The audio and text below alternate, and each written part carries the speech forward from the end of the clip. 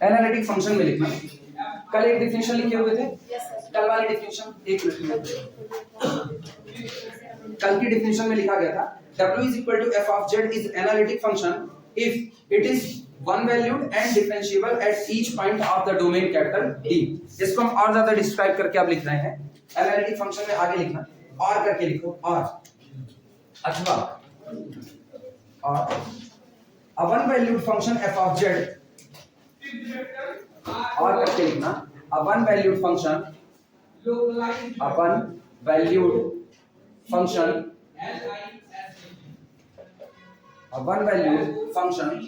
f of z which is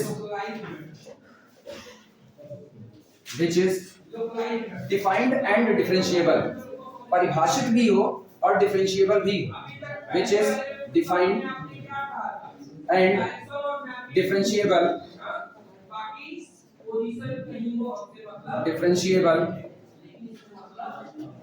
at each point of a domain, at each point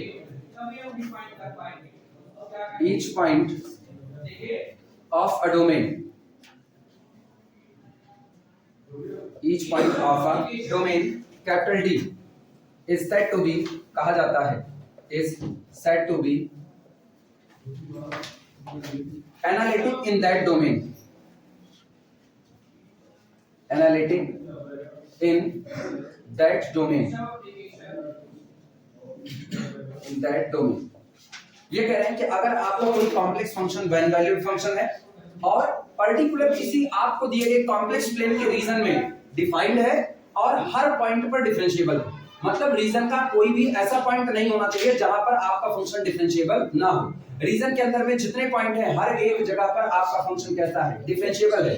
तो ऐसे तारीख में वो दिया गया फंक्शन उस दिए गए डोमेन में क्या कहलाएगा, एनालिटिक कहलाएगा। तो एक चीज गौर करो, एनालिटिसिटी ना रीजन को लेकर के चल रही है और जबकि डिफरेंशिएबिलिटी पॉइंट को लेकर के चल रही थी। इसीलिए आगे चल करके अभी हम ये बात भी लिखेंगे, या लिखेंगे नहीं तो ऐसे ही याद रखेंगे कि जो आपका एनालिटिसिटी का बिहेवियर होता है या एनालिटिसिटी की जो प्रॉपर्टी होती है वो नाइबरहुड प्रॉपर्टी होती है, जबकि डिफरेंशिएबिलिटी की प्रॉपर्टी एट दैट पॉइंट की होती है। जब हम रियल में पढ़ रहे होते हैं तो हम कहते हैं a function is differentiable at that point, वहां की बात करते हैं, वहां को अगल बगल से मतलब नहीं होता, पर्टिकुलर पॉइंट पर फंक्शन की डिफरेंशिएबिलिटी का मतलब होता है। जबकि जब यहां पढ़ रहे हैं तो यहां अगर हमको कहना हो कि मेरा दिया गया फंक्शन पर्टिकुलर किसी पॉइंट पर एनालिटिक है, तो हम पर्टिकुलर किसी पॉइंट पर एनालिटिक होने के लिए उसके नाइबरहुड की भी बात करेंगे। हम कहेंगे कि अगर आपको कॉम्प्लेक्स के अंदर में रीजन दिया गया है और कॉम्प्लेक्स के पर्टिकुलर किसी पॉइंट, इस रीजन के पर्टिकुलर किसी पॉइंट z0 पर आपके फंक्शन को क्या होना है, एनालिटिक होना है, तो एनालिटिक की प्रॉपर्टी एक नाइबरहुड प्रॉपर्टी होती है। नाइबरहुड प्रॉपर्टी का मतलब जैसे अपने लोग कहते हैं ना, मनुष्य एक सामाजिक प्राणी है, आदमी तभी जिंदा रह सकता है जब वो समाज की बातों को मान करके चले, यानी उसको समाज से एक सरोकार रखना पड़ता है। तो एनालिटिसिटी जो होती है ये नाइबरहुड की प्रॉपर्टी है। ये कहती है अगर आपको एट दैट पॉइंट एनालिटिसिटी चाहिए तो आपको नाइबरहुड पे एनालिटिसिटी को देना पड़ेगा, यानी इस z0 के डेल्टा नाइबरहुड के अंदर जितने भी पॉइंट आ रहे हैं हर एक पॉइंट पर आपका फंक्शन कैसा होना चाहिए, एनालिटिक। अगर z0 पर एनालिटिसिटी चाहिए तो सब पर एनालिटिक होना है, यानी z0 के बगल में अगर कोई भी ऐसा पॉइंट आपको मिल जाता है जिस पर आपका फंक्शन एनालिटिक नहीं है तो ऐसे केस में इस रीजन में आपका फंक्शन एनालिटिक नहीं हो सकता।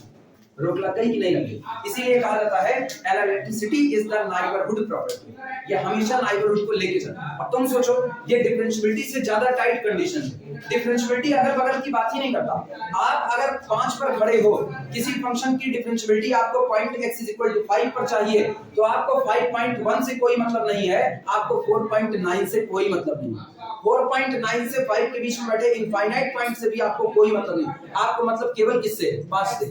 जबकि यहाँ ऐसा नहीं, अगर आपको z0 पर डिफरेंशिएबिलिटी चाहिए तो z0 के डेल्टा नाइबरहुड के अंदर में जितने पॉइंट आए, कितने आएंगे, इनफाइनाइट, उन सारे पॉइंट पर आपको क्या चाहिए, डिफरेंशिएबिलिटी चाहिए। इसीलिए कहते हैं एनालिटिसिटी जब आती है, अगर एनालिटिसिटी डिफरेंशिएबिलिटी चाहिए ना, हाँ रीजन के अंदर में नहीं, दोनों बातें एक ही हैं। जब आप रीजन के अंदर में कह रहे हो कि हर एक पॉइंट पर डिफरेंशिएबल है तो इसका मतलब उस पूरे रीजन पर कैसा, एनालिटिक है। क्लियर हुआ? जब हम कहते हैं कि हमको z0 पर डिफरेंशिएबिलिटी चाहिए तो हम केवल z0 ही देख रहे हैं, अगल बगल नहीं देख रहे। जब हम कहते हैं हमको जेड नॉट पे एनालिटिसिटी चाहिए, तो जेड नॉट पर भी डिफरेंशिएबल होना है, जेड नॉट के बगल उसके नाइबरहुड में जितने पॉइंट हैं सब पर क्या होना है, डिफरेंशिएबल होना है। इसका मतलब आपको डेरिवेटिव चाहिए किस पर, dw dz का एग्जिस्ट होना है किस पर, जेड नॉट पर। लेकिन ये अपने साथ अकेला नहीं आ रहा, ये अपने साथ इनफाइनाइट डेरिवेटिव और लेकर के आ रहा है। कहां पर, अगल बगल वाले पॉइंट, जबकि डिफरेंशिएबिलिटी में केवल एक डेरिवेटिव है। अंतर पता चला दोनों के बीच का। लिखा जाए आगे इसको, हेडिंग डाल देना एनालिटिसिटी एट अ पॉइंट, इसी के बाद हेडिंग डाल देना analyticity at a point, particular किसी पॉइंट पर एनालिटिसिटी एट अ पॉइंट। अभी इसमें एक वर्डिंग आएगा ना, इंटायर फंक्शन। इंटायर फंक्शन ना पूरा समूचा फंक्शन होता है। कहते हैं अगर आपने एक ऐसा फंक्शन पा लिया, आपको एक ऐसा फंक्शन मिल गया जो आपके पूरे कॉम्प्लेक्स प्लेन में जितने पॉइंट हैं, कॉम्प्लेक्स प्लेन कौन होगा, यही जेड प्लेन जिसको हम लोग अर्जेंट डायग्राम बोलते हैं। अगर आपका कॉम्प्लेक्स प्लेन में जितने भी पॉइंट है, हर एक पॉइंट पर आपका फंक्शन एनालिटिक है, किसी भी पॉइंट पर आपका function ceases to be analytic नहीं हो रहा है, तो ऐसा फंक्शन इंटायर फंक्शन कहा जाएगा। पूरा पूरा उसके पास मौजूद है, एक को पॉइंट उसके पास छूटा नहीं है। Entire function at particular domain भी हो सकता है। पर्टिकुलर डोमेन के अंदर अगर जितने पॉइंट हैं वो सब पर आपका फंक्शन एनालिटिक बना है, तो उस डोमेन के लिए आपका फंक्शन क्या हो जाएगा, इंटायर फंक्शन हो जाएगा। फिलहाल अभी हेडिंग डाल देना एनालिटिसिटी एट अ पॉइंट, पढ़ गई हेडिंग।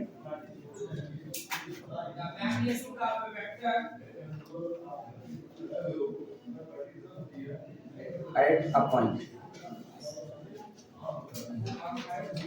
इसमें लिखना नोट करो, W is equal to f of z is said to be analytic. W is equal to function f of z is said to be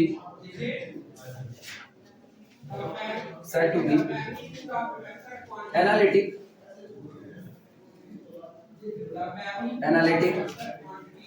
at a point z0, at a point z0 if f is differentiable, if f is differentiable, if our function f is differentiable at z0 and at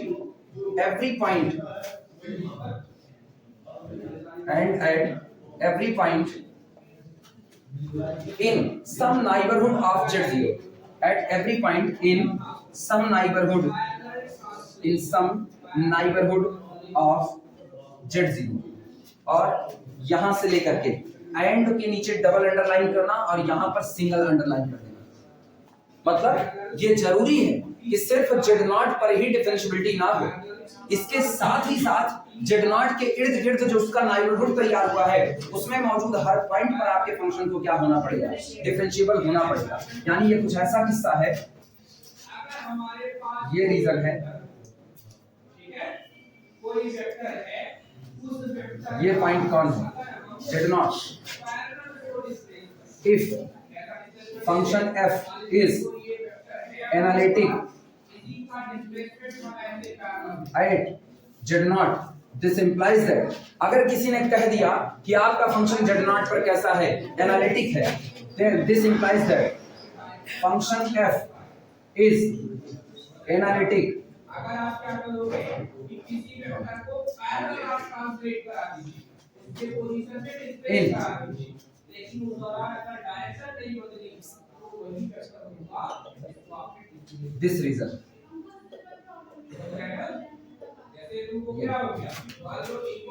अगर आपका function किसी ने कह दिया Z not पर analytic है, तो तय बात है जेड नॉट के नाइबरहुड में ये जो रीजन तैयार हुआ है, इस रीजन पर भी आपका फंक्शन कैसा होगा, एनालिटिक। और किसी रीजन पर एनालिटिक होने का मतलब है कि इस रीजन में जितने पॉइंट हैं सब पर आपका फंक्शन कैसा होगा, एनालिटिक। क्लियर है बातें? इसीलिए कहा जाता है देयरफॉर, इसलिए analyticity is a neighborhood property। ये पॉइंट वाइज प्रॉपर्टी नहीं है, पॉइंट वाइज तो डिफरेंशिएबिलिटी एक पॉइंट की डिमांड करेगा, बस एक पॉइंट पर डिफरेंशिएबल, अगल बगल हो चाहे ना, कोई फर्क नहीं पड़ता है। लेकिन इसके लिए ऐसा नहीं। इसके लिए आपको अगर एट दैट पॉइंट एनालिसिटी चाहिए तो इसका मतलब आपको बगल में जितने पॉइंट मौजूद हैं उन सब पर आपको क्या होना पड़ेगा, एनालिटिक होना पड़ेगा। फिलहाल फिगर बनाना चाहो तो बनाओ, ना बनाना चाहो छोड़ दो, हमारे ऊपर। ये फिगर केवल समझाने के लिए। अच्छा, एनालिटिक अगर कोई फंक्शन है, किसी रीजन में कोई फंक्शन एनालिटिक है तो उसी का पर्यायवाची होता है। कभी कभी उसको होलोमॉर्फिक भी कह सकते हैं या रेगुलर फंक्शन भी कह सकते हैं। तो हालांकि बहुत कम इस्तेमाल होता है, बहुत कम, सारे लोग एनालिटिक ही इस्तेमाल करते हैं, लेकिन जानना जरूरी है कि किसी फंक्शन को चाहे एनालिटिक कहो, चाहे होलोमॉर्फिक कहो और चाहे इसी को आप रेगुलर फंक्शन कहो। नोट करो तो बताते हैं फिर आगे।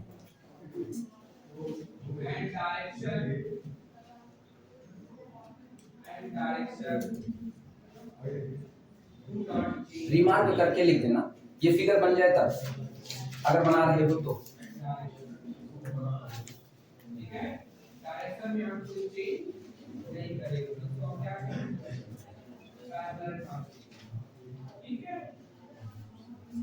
और हम बनाना चाहते हैं तो ये चाहे कॉम्प्लेक्स, उससे रियल से ज्यादा आसान पड़ेगा तुम्हारे लिए।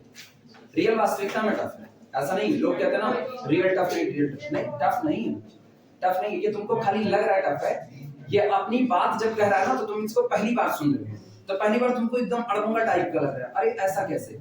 अब इसने पाथ इंडिपेंडेंसी की बात की, पाथ इंडिपेंडेंसी की बात कर रहा है, तुम कभी पाथ इंडिपेंडेंसी देखे नहीं कि ऐसा कैसे हो सकता है। लेकिन सोचो अभी जो तुम्हें एप्सिलॉन डेल्टा डिफिनेशन जो तुमको टफ लग रही है, वास्तविकता है ना, पूरे रियल में एप्सिलॉन डेल्टा डिफिनेशन भरी पड़ी है। अच्छा, ये भी अच्छी बात है, अगर तुम लोगों को ये टफ लग रहा है तो अच्छी बात है कि अपने यहाँ पे इसका पॉइंट से टोपोलॉजी का ज्यादा पूछा नहीं जाता। अपने यहाँ अलग ही कल्चर चलता है, ये दुनिया ही एकदम अलग है, ये आकाश गंगा से बाहर का है। ठीक, तो यहाँ पे ना कुछ अजीब ही है। अगर इसका हम टोपोलॉजी पढ़ाएं, इसका टोपोलॉजी, अभी तुमको इसका इंटीरियर सेट नहीं पढ़ाए हैं, एक्सटीरियर सेट नहीं पढ़ाए हैं ना, उसके बाद एडहेरेंट इसमें क्या होगा, बाउंड्री पॉइंट क्या होगा ना, उसके बाद बाकी जितनी चीजें रियल में पढ़े ना वो सारी चीजें इधर होती है, सब होती हैं। अगर तुमको इसको ढंग से पढ़ना होगा, कभी भी पढ़ना होगा, तो तुम्हारे पास दो रास्ते होंगे, या तो एक अच्छी किताब उठाना जिसमें ये सब कुछ मिलेगा, या दूसरा जब हम घर पे सीएसआई नेट पे पढ़ा रहे होंगे इसको तो उस समय के वीडियो लेक्चर पढ़ेंगे। ठीक है, हालांकि हम जान रहे हैं थर्ड ईयर से निकलने के बाद फिर इसको देखता होता नहीं।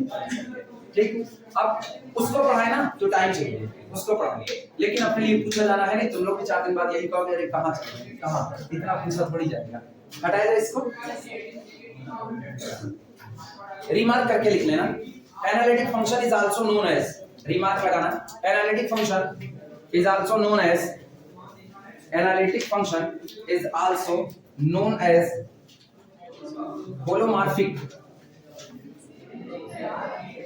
holomorphic, analytic function is also known as holomorphic or regular or regular holo और रेगुलर। बड़े टाइप के नाम होते हैं, होलोमॉर्फिक, होमोमॉर्फिक, होमियोमॉर्फिज्म, अलग अलग नहीं। होमोमॉर्फिज्म, होमियोमॉर्फिज्म ये सब मैपिंग के टाइप है, ग्रुप थ्योरी में मिलते हैं। एपीमॉर्फिज्म, एंडोमॉर्फिज्म,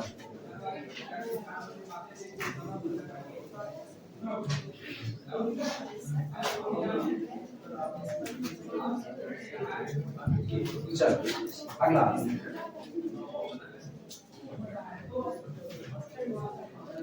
अच्छा, एक और बात ऐसे दिमाग में रखना, एनालिटिसिटी वो प्रॉपर्टी है ना जो किसी ओपन सेट पर डिफाइंड है। एनालिटिसिटी वो प्रॉपर्टी है जो किसी ओपन सेट पर डिफाइंड है। नाइबरहुड ओपन सेट ही तो होते हैं, अलग से थोड़ी होगा। कल भी ओपन सेट की बात की गई थी। ओपन सेट में सीधे सीधे कहा गया है कि अगर आप ओपन सेट बना रहे तो आप जिस पॉइंट को चुनोगे ना वो उसके लिए इंटरनल होने वाला है, इंटीरियर पॉइंट होने वाला है। तो इसीलिए जब नाइबरहुड आप कहते हो ना, सॉरी एनालिटिसिटी आप कहते हो, एनालिटिसिटी नाइबरहुड पर होनी चाहिए। नाइबरहुड एक ओपन सेट होता है, तो इसका मतलब एनालिटिसिटी वो प्रॉपर्टी है जो ओपन सेट पर डिफाइंड होती है। क्लियर है ये बात? हेडिंग डाल देना entire function, entire function, entire function बहुत आसान है। इंटायर का मतलब तुम ऐसा समझो समूचा, कटा फटा कुछ नहीं, आपको पूरा का पूरा मिल चुका है, वो आपका इंटायर फंक्शन है। तो अगर आपका फंक्शन गौर करना, अगर आपका फंक्शन पूरे कॉम्प्लेक्स प्लेन में एनालिटिक नहीं हुआ, 6-7 जगह ऐसी मिल गई जहां आपका फंक्शन एनालिटिक नहीं है, तो इसका मतलब वो पॉइंट आपको नहीं मिले, वो पॉइंट छूट गए कि नहीं छूट गए। जबकि अगर आपको वो पॉइंट भी मिल जाते तो आप कहते यार हम अपने पूरे कॉम्प्लेक्स प्लेन में कहीं दौड़ रहे अपने फंक्शन को लेकर के, मेरा फंक्शन हर पॉइंट पर कैसा हो गया एनालिटिक, तो ऐसा फंक्शन कैसा होगा, इंटायर फंक्शन होगा। If a function capital F is analytic, सुनो ध्यान से सुना, if a function F is analytic in the whole complex plane then it is known as the entire function. तब इसी को आप किस नाम से जानोगे, इंटायर फंक्शन। लिख लो फटाफट, बोल दे रहे हैं, बोले a function that is analytic, a function that is analytic, a function that is analytic at every point z, a function that is analytic at every point z in the complex plane, a function that is analytic at every point z in the complex plane is said to be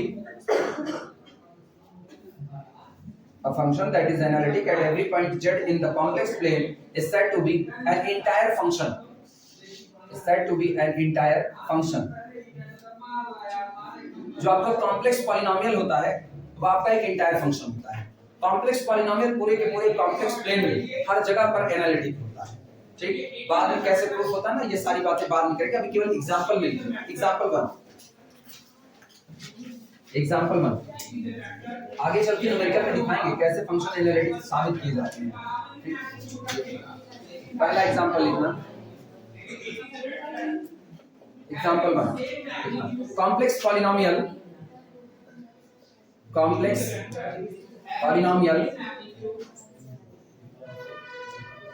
complex polynomial p of z is equal to a n z to the power n plus a n minus 1 z to the power n minus 1 plus a n minus 2 z to the power n minus 2 plus up to so on plus a1 z plus a0 is an entire function,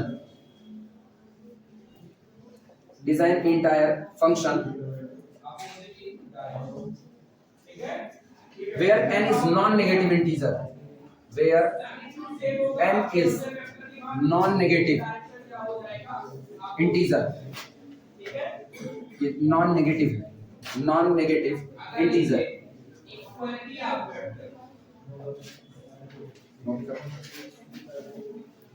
इसी में second example लगाना, example number 2।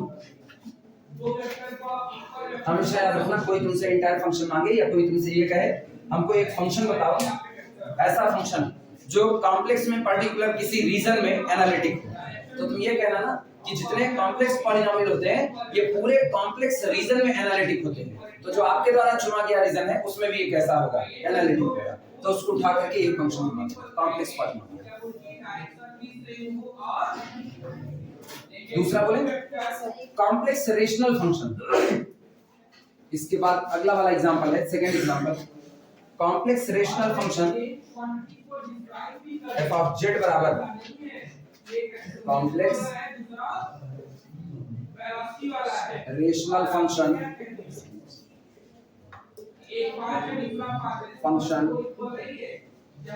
f of z is equal to p of z upon q of z, p of z upon q of z, where p and q both are polynomial function, where p and q both are polynomial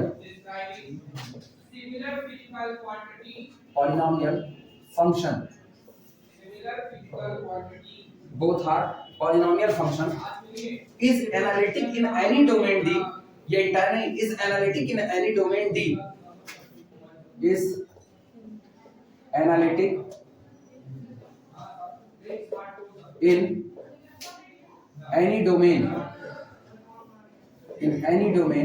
D, where, जहां पर, या where ज्यादा सही होगा, where that contains, where that contains no point, that contains no points z0, that contains no point z0 at which q of z0 is equal to 0। अगर आपने एक rational function बना लिया, अगर आप एक रेशनल फंक्शन बनाते हो p ऑफ z अपॉन कितना q ऑफ z, मतलब जैसे हमने लिख दिया मान लो 2z cube plus 4z square plus 9 complex polynomial है, ठीक। क्या ज्यादा ऊपर हो गया क्या? अच्छा ये यहाँ 3z cube plus 2z square plus 9 ये बना, डिवाइडेड बाई z माइनस 2 और z माइनस, ये कर दिया। रेशनल फंक्शन है। अब अगर कोई पूछे ये रेशनल फंक्शन किस रीजन में एनालिटिक होता है, तो हमको पता है अगर हम ऊपर और नीचे दोनों हिस्सों पे देखें तो ऊपर भी एक पॉलिनोमियल है, नीचे भी एक पॉलिनोमियल है। और एक पॉलिनोमियल जो होता है वो हर जगह पर एनालिटिक होता है, लेकिन पॉलिनोमियल हर जगह एनालिटिक हो उसका एक कतई मतलब नहीं, उस पॉलिनोमियल से बना हुआ रेशनल फंक्शन हर जगह एनालिटिक होगा। ये दो पॉइंट पर सीजेस टू भी एनालिटिक हो जाएगा। कौन कौन सा? z is equal to 2, z is equal to 1। तो आप एक ऐसा रीजन डिजाइन कर लो जिसमें z is equal to 2 और z is equal to 1 शामिल ना हो। कॉम्प्लेक्स रीजन के अंदर में z is equal to 2 को छोड़ दो, z is equal to 1 को छोड़ दो, बाकी आप पूरा जितना रीजन पा रहे हो उस पूरे कॉम्प्लेक्स प्लेन में ये फंक्शन आपका हमेशा कैसा बना रहेगा? एनालिटिक बना रहेगा। इंटायर होने के लिए पूरे के पूरे कॉम्प्लेक्स प्लेन में एनालिटिक होना चाहिए। इंटायर होने के लिए पूरे कॉम्प्लेक्स प्लेन में एक भी पॉइंट ऐसा नहीं होना चाहिए जिस पर आपका फंक्शन एनालिटिक ना हो। क्या ये इंटायर फंक्शन हो सकता है? क्योंकि ये कॉम्प्लेक्स प्लेन के अंदर में दो पॉइंट पर एनालिटिक नहीं है। किस पर? z = 2 पर और z = 1 पर, इसलिए इंटायर फंक्शन नहीं बन सकता। लेकिन पर्टिकुलर किसी डोमेन में अगर बात करें जिस डोमेन में ना तो z = 2 मौजूद हो और ना तो z = 1 मौजूद हो, उस पूरे रीजन में ये फंक्शन हमेशा कैसा बना रहेगा? एनालिटिक बना रहेगा। क्लियर है ये बातें?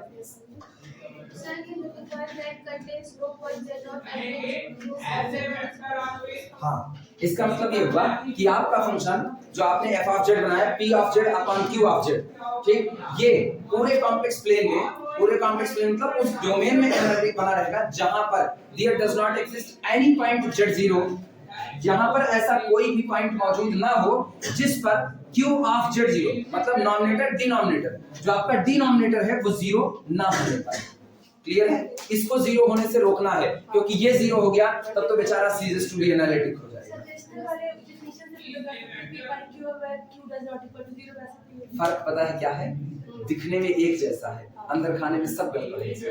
ये बात की बात करेगा, वो बात की बात। हाँ, समझने के लिए उससे समझ सकते हो। p upon px upon qx real की दुनिया में वो भी अनडिफाइंड तब होता है जब q of x is equal to 0 हो जाता था, तो शर्त होती थी q of x does not equal to 0। Algebra इसका उसका बिल्कुल एक जैसा चलता है। अंदर खाने की बातें पूरी तरह से डिफरेंट है। ये बिल्कुल वैसा ना जैसे तुम्हारे भी खाने पचाने के सिस्टम होते हैं, गाय बैल के भी खाने पचाने के सिस्टम होते हैं, लेकिन तुम उनकी दवा खा करके नहीं, उनकी दवा अलग, तुम्हारी दवा अलग, फर्क है। ऐसे ही रियल और कॉम्प्लेक्स के अलजेब्रा सेम टू सेम चलते हैं, लेकिन फिर भी अंतर तो अंतर होता है।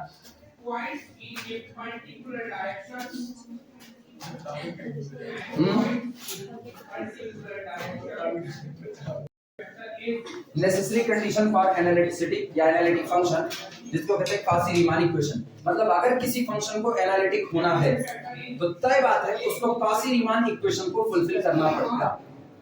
ये आप पहले इनको रोकें। अगर किसी फंक्शन को एनालिटिक होना है तो उसके लिए नेसेसरी कंडीशन ये है कि उसको कॉची-रीमान इक्वेशन को फुलफिल करना पड़ेगा। अच्छा, कोई फंक्शन कॉची-रीमान इक्वेशन को सैटिस्फाई कर देता है, कोई फंक्शन कॉची-रीमान इक्वेशन को सैटिस्फाई कर देता है तो इसकी गारंटी नहीं है कि वो एनालिटिक होगा। हो भी सकता है, नहीं भी हो सकता है, लेकिन अगर उसको एनालिटिक होना है तो तय बात है कॉची-रीमान इक्वेशन उसको सैटिस्फाई करना पड़ेगा। यानी Cauchy-Riemann equation is the necessary condition for the analyticity. ये नेसेसरी है, सफिशिएंट नहीं है। सफिशिएंट कंडीशन आगे मिलेगी। लिखना इसमें स्टेटमेंट, डबल स्टार करके इसका स्टेटमेंट लिखना। हाँ, बस लिखने चल रहे हैं, उसी को लिखने चल रहे हैं, बिना उसके थोड़ी। If f of z is equal to u plus iota v। पता है बुरा इसी बात का लगता है, अपनी यूनिवर्सिटी टाइम देती नहीं पढ़ने को। अपनी मतलब ऑल ओवर इंडिया शायद यही भसड़ मची पड़ी हुई है, टाइम नहीं देते हैं पढ़ने का।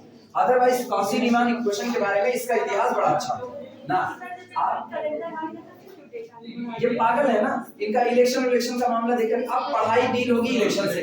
यहाँ अलग ही मामला चल रहा है, पढ़ाई डील करते हैं ये लोग इलेक्शन से।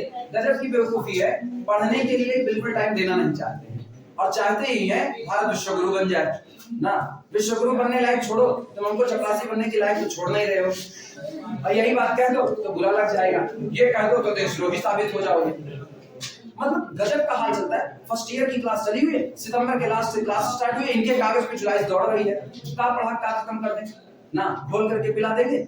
अब उसमें खोजा जा रहा है भैया वीडियो लेक्चर से किसी तरीके से कंप्लीट हो। उनके पास मोबाइल, ये बेवकूफ ये समझते हैं हर लड़के के पास मोबाइल है, हर लड़की के पास मोबाइल है, ऑनलाइन चल जाएगी क्लास। कहां से जाएगी? इतना अमेरिका बनाती है इसको, सबके पास मोबाइल नहीं है। अच्छा ये एग्जांपल बड़ा गजब का देते हैं। एग्जांपल इनका ये देना, रिक्शे वाला तक तो गाना सुनता रहता है। कभी रिक्शे वाले को देखो, क्या रिक्शे वाले तुमको गाना सुनते नजर आए?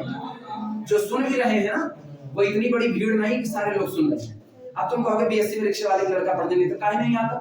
हमसे पूछो, हम पढ़ाए 8 साल से पढ़ा रहे हैं, 8 साल से पता नहीं कितने लोग आगे चले गए और ये लोग अजीब सा ही कर रहे हैं। कहां से कोर्स शुरू करेंगे, कैसे क्या करेंगे? फिर उसमें ये होता है ना, कट कॉपी पेस्ट करो, थोड़ा सा ये पढ़ाओ, थोड़ा सा ये पढ़ाओ, थोड़ा सा ये पढ़ाओ। कॉची रीमान इक्वेशन लिखते हैं, कॉची रीमान इक्वेशन के पीछे की कहानी क्या है, ठीक है? अभी जैसे एनालिटिक फंक्शन लिखो, वास्तविकता अगर हम बताने पर आए ना, तो एनालिटिक फंक्शन की 2 पैरेलल डेफिनेशन चलाई गई, एक पैसलास में चलाई, एक इधर चली जो हम लोग पढ़ रहे हैं, कॉची की दी हुई। इसके बाद इस पर आगे जो काम हुआ, इतिहास बोलो तो इतिहास बोलने के लिए बहुत कुछ है, और गणित के नाम पे जब आप इतिहास, यही रीमान पढ़ाए, यही रीमान। अगर हम ये ना बताते कि इस थ्योरी में पार्टीशन किस तरीके से होता है, तो अपर सम लोअर सम कहते बस हर बार यही कहते हैं कि पार्टीशन किया, अपर सम निकाला यूपीएफ, सुप्रीमा को मल्टीप्लाई किया किससे, इंटरवल से, इनफीमा को मल्टीप्लाई किया इंटरवल की लेंथ से, जोड़ दिया। क्या सब क्या विजुअलाइज होता।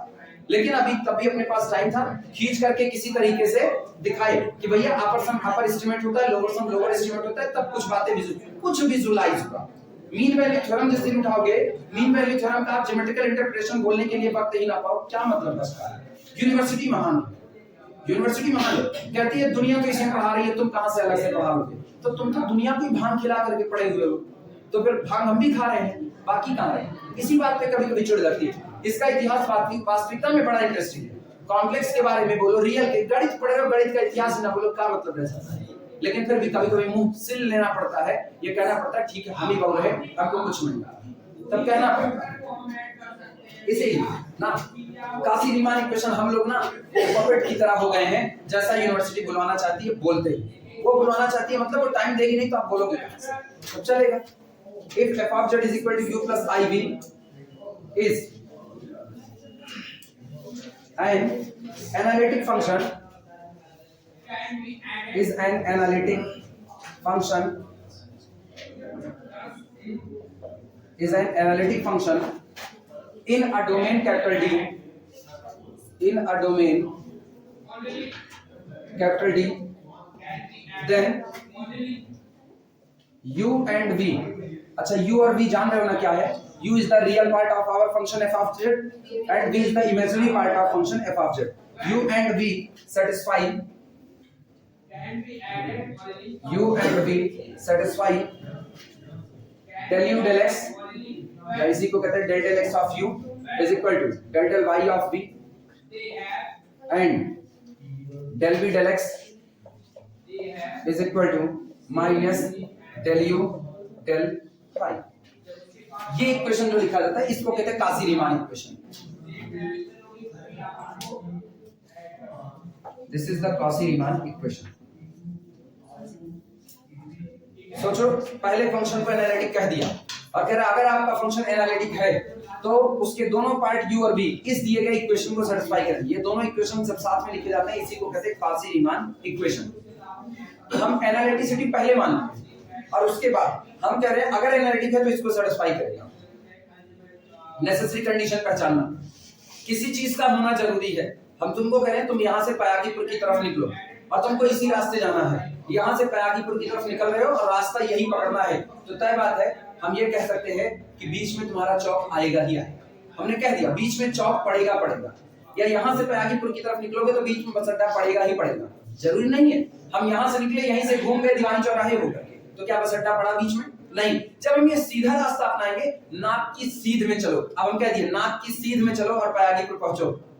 अब कंफर्म है कोई भी चलेगा, कैसे भी चलेगा, उसको बीच रास्ते में बस अड्डा होकर के गुजरना पड़ेगा, क्योंकि हम तुमको मुड़ने से मना कर दिए, तुमको तो पखना भी लगा दिया। जाओ कहीं पुल उल के नीचे गिरो उड़ोगे नहीं, जाएगा उड़ लेना, लेकिन नाक की सीध में चलना है।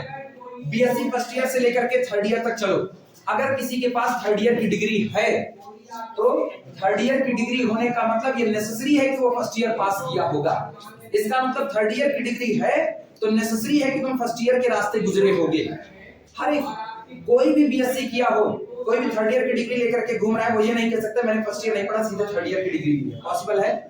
कोई इंटर पास आउट है, नेसेसरी है कि उसने हाई स्कूल पास किया होगा। सफिशिएंट नहीं है, सफिशिएंट नहीं। आप हाई स्कूल पास कर लिए, क्या पर्याप्त है कि आप इंटर भी पास कर लोगे? पॉसिबल नहीं। आप फर्स्ट ईयर पास कर लिए, सेकंड ईयर पास कर लिए, कोई जरूरी है कि आप थर्ड ईयर पास कर लोगे? नहीं।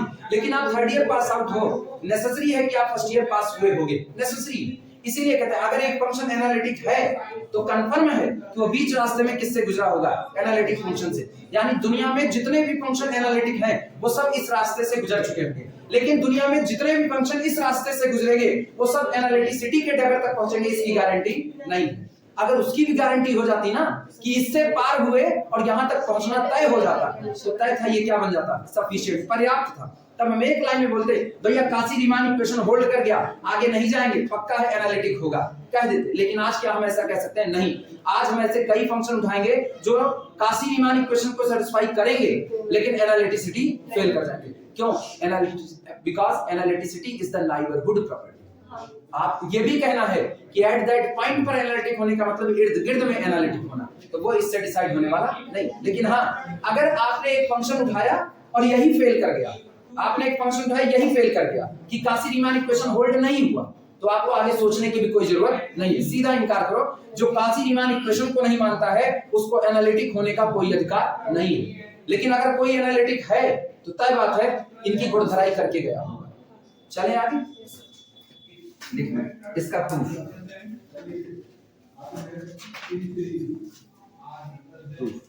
अच्छा हाँ, इसका भी मतलब कई लोग नहीं समझ रहे होंगे, वो भी समझ लें। जैसे आपका फंक्शन दिया जाता है f of z is equal to u plus iota v दिया जाता है, तो इसमें ये जो u होता है ना, u is the function of x y होता है, plus iota v is also the function of कितना होता है? x y।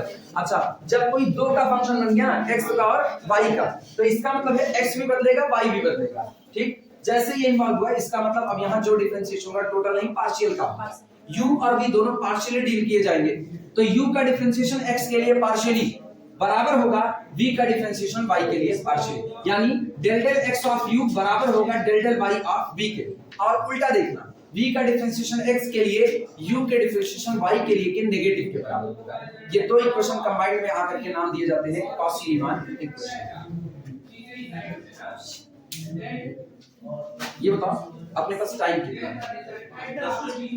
है? 10 मिनट है। चलो जितनी दूर तक चल पाएंगे उतनी दूर तक चलेंगे, बाकी बातें कल कर ली जाएंगी एक्स्ट्रा क्लास में। लिखना प्रूफ, और कल कॉम्प्लेक्स ही लेकर के आना, ठीक है? रियल में एक डर अपना खत्म हो गया ना, एक डर ये खत्म हो गया। लॉन्ग आंसर भाई मीट्रिक स्पेस और पढ़ा देंगे ना, लॉन्ग आंसर अपना छूटना नहीं, डर खत्म है। दो ही लॉन्ग करने होते हैं, एक लॉन्ग आपको रीमान से मिलेगा, एक लॉन्ग आपको उधर मीट्रिक स्पेस से मिलेगा, एक लॉन्ग आपको पहले चैप्टर से मिलेगा, डर खत्म है। आना प्रूफ लिखना, लिखो लेट। पिछली बार की तरह आ भी सकता है, कुछ कहा नहीं जा सकता। किसका पॉसिबल है?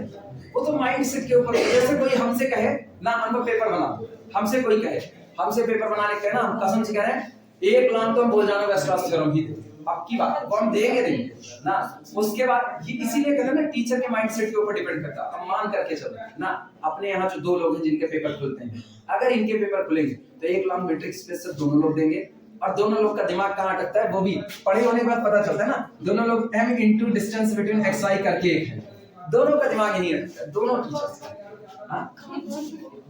ऑक्सफोर्ड कैम्ब्रिज दोनों लोगों का ना। साकेत वाले सब पेपर बनाएंगे ना, साकेत वाले से, तो उनका भी दिमाग मीट्रिक स्पेस में एक जगह पर अटकता है। उनका वो भी न्यूमेरिकल एक होता है, सूडोमेट्रिक डील किया जाता है, वो सूडोमेट्रिक चाहे तो उसमें शॉर्ट नोट्स में 5 नंबर वाला। हां मीटिंग स्पेस से लॉन्ग नंबर पे सवाल बड़े आसान है। Let w is equal to f of z is analytic, let w is equal to f of z is analytic in domain capital D। माना w बराबर f of z पर्टिकुलर किसी दिए गए डोमेन कैपिटल D में कैसा है, analytic है। अच्छा अब जब हम कहते हैं ना डोमेन D में एनालिटिक है, तो इसका मतलब डोमेन D के अंदर में ऐसा कोई पॉइंट नहीं है जिस पर आपका फंक्शन डिफरेंशिएबल ना हो, यानी पूरे डोमेन D में हर पॉइंट पर फंक्शन की डिफरेंशिएबिलिटी मौजूद है, यानी वहां तक अप्रोच करने के लिए फंक्शन पाथ पर डिपेंड नहीं करता है। देन इसका मतलब क्या हुआ, देन इसका मतलब dw dz एग्जिस्ट करेगा, dw dz एग्जिस्ट करेगा और यूनिक होगा, because derivative is the limit. क्या है, dw dz is equal to limit function f of z plus delta z minus f of z upon z minus delta z, यानी भाई delta z से divide कर लिखना। Then dw dz has the same value, has the same value, has the same value along any path, along any path, along any path। इसका मतलब ये जो dw dz है ये सेम वैल्यू रखेगा चाहे आप जिस पाथ के अलाउंग इसको निकालो, ठीक। अच्छा किसी पर्टिकुलर पॉइंट का जिक्र नहीं किए, बिकॉज़ है तो एनालिटिक पूरे के पूरे डोमेन D में, आप जो भी पॉइंट चुनोगे उस पर ये बात करेगा। शुरुआत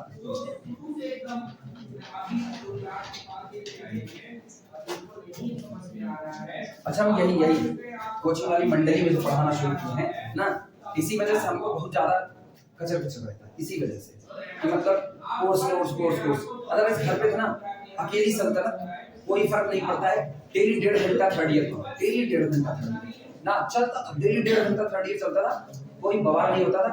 एक्स्ट्रा क्लास के दिन थर्ड ईयर अपना है दोपहर 12 बजे बुला लेते थे, उसके बाद इतना धीमे सारा इतिहास भी लिखा देते थे, सब पढ़ाते, बड़ी संतुष्टि है।